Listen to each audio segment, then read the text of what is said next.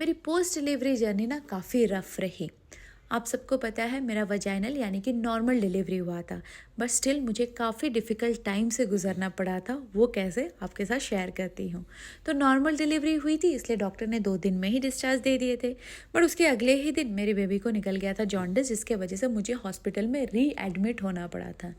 Normal delivery तो हुई थी, बट मुझे स्टिचेस आए थे जो हील भी नहीं हुआ था और मैं हॉस्पिटल पहुंच गई थी।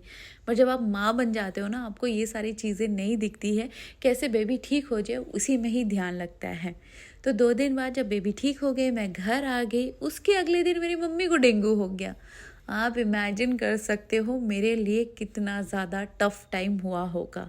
ना मैं मम्मी को ठीक से ध्यान दे पा रही थी, ना मेरी न्यू बॉर्न बेबी का केयर कर पा रही थी, ना मैं इतने अच्छे से थी कि मैं सारी चीज़ें मैनेज कर पाऊँ, क्योंकि मुझे भी बहुत ज़्यादा पेन हो रहा था, ना घर मैनेज करने हो रहा था। मेरे सर पे ऐसा लग रहा था कि पहाड़ ही टूट पड़ा है, और मैं रात रात को बस रोती ही थी कि कैसे सब चीज़ ठीक होगा।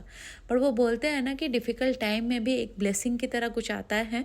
तो वो ऐसा हुआ कि मेरी मम्मी को डेंगू होने के बावजूद भी उसका ब्लड प्लेटलेट्स कम नहीं हुआ था, और वो 1 हफ्ते में ही अपने आप को ठीक करके मुझे वापस से हेल्प करने लग गई थी, क्योंकि उसे बहुत ज़्यादा गिल्ट हो रहा था कि मुझे इतनी तकलीफ़ हो रही है।